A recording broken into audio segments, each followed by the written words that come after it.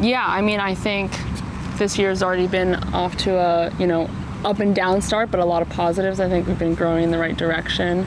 And I think everyone's just been leaning into their roles this season, and Albertine's been growing as a coach with each week.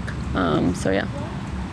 Yeah, and I think, here at the club, I think it's just like an environment of being able to have open communication and to have kind of a platform of being able to, all want to get better and push each other to achieve success this year, and all while enjoying it and, improving as a player individually and, as a human, like off the field as well.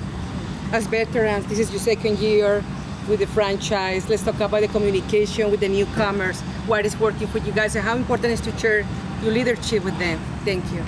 Yeah, I think, we signed amazing rookies, and to be a rookie and have such a great impact is just really hard to do in this league. And I think just any way we can help them. I think obviously the club has done really well at helping them as well and integrating them on and off the field here in the Bay. And they play a huge part of our success, and any newcomer, not just the rookies, but anyone. And so, yeah, I think this team's, close, and we want to achieve success, and together we can do that. The second international friendly is coming now with Japan. Last year was Barcelona. How excited are you as a franchising player to do it? Thank you. Yeah, I mean, really excited. I think getting to play a Japanese club is a super awesome opportunity. A country that's obviously very good on the world stage. And I think it's the big, positive of getting to break for a month or two, is that we get to play teams like that. Thank you, guys. Mm-hmm. Thanks, Paula. On the Zoom, we're going to head to Ann Killian. Ann? Hi, you guys. Thank you for doing this. I'm just curious.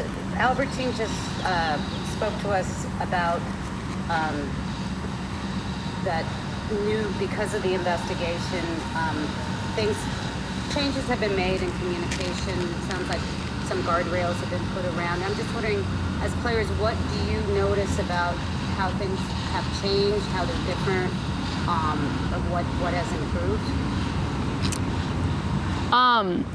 I think there's been a lot of changes in the club from day one to now, even before the investigation kicked off, honestly. I think first year as a enterprise, there's a lot of growing pains. I think we've implemented a lot of things coming into this year, like leadership group, captains meetings, more staff meetings, having kind of executive coach.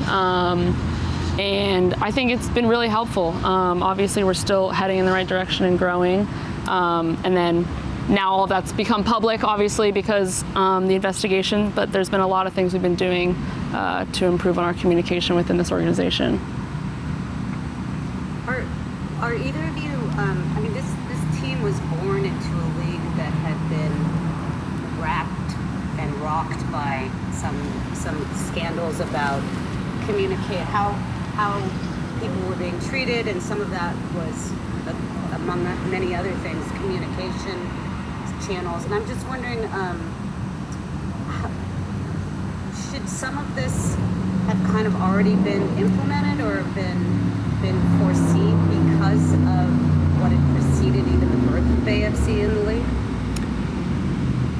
No, I think you're going to have challenges, whether that be, corporate, you're in a corporate job, or, you're on a professional women's soccer league. And I think the most important thing is just to be able to have conversations, be open and honest, and, be able to adapt and adjust, and,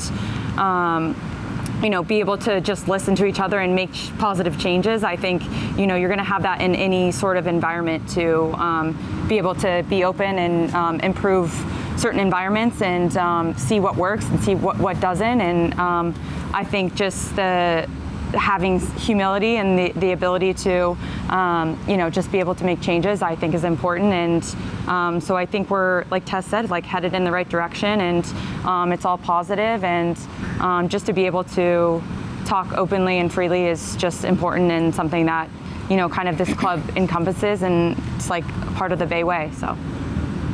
Do you guys think that just having this investigation going on had any impact on the first half of your season? Has it been a cloud? No, not at all. I think we did a really good job, as staff and as team, as leaders, to make sure we stayed focused on our goals. Happy to obviously have it behind us, but I think we knew what's been going on within our walls, so we didn't feel stressed or overwhelmed with it. Okay, thank you. Thanks, Ann. Next, we're going to go to Mia. Mia? Abby and Tess, I'm just curious, just from your guys' perspective, what does accountability mean to you, just from both coaches and players, when it comes to rebuilding, trust that's been lost? Go for it. Okay. Well, first of all, I don't think there's necessarily like a rebuilding trust at the moment, so I'm just going to disregard that part of the question. But I think in terms of accountability, I think that is exactly what this club's done really well with this circumstances. I think complaints came up, and I think the club took accountability, hired a third party, and we investigated it. And I think Albertina's, taken ownership that he feels like he should have handled maybe certain communication aspects better, and he's really working to improve on that. And kind of implementing an open door policy like we've talked about. I think there's not a realistic goal that there's never going to have anything come up in an organization. Like going back to someone's question earlier about previous investigations in the league and maybe things should have been implemented already. Like that's just impossible that you're going to have an environment where there's no complaints, no one ever has a problem with anything. But I think what we can do is take accountability, like you're saying, and have the bravery to come in and say, something maybe that's on your mind or bothering you. So. And I'm also just wondering, what is the culture like inside the locker room right now, and has it shifted at all since last season?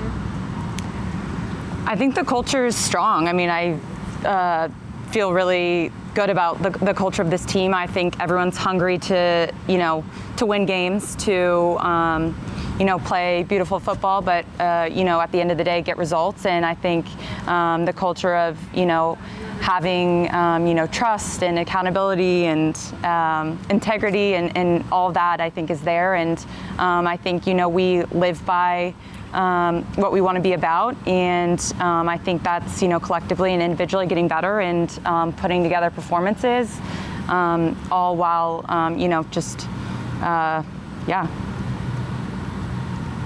Yeah, and then final question for you. What has Coach Montoya said or done internally that is giving you confidence or raised concerns about his response to the findings of the investigation?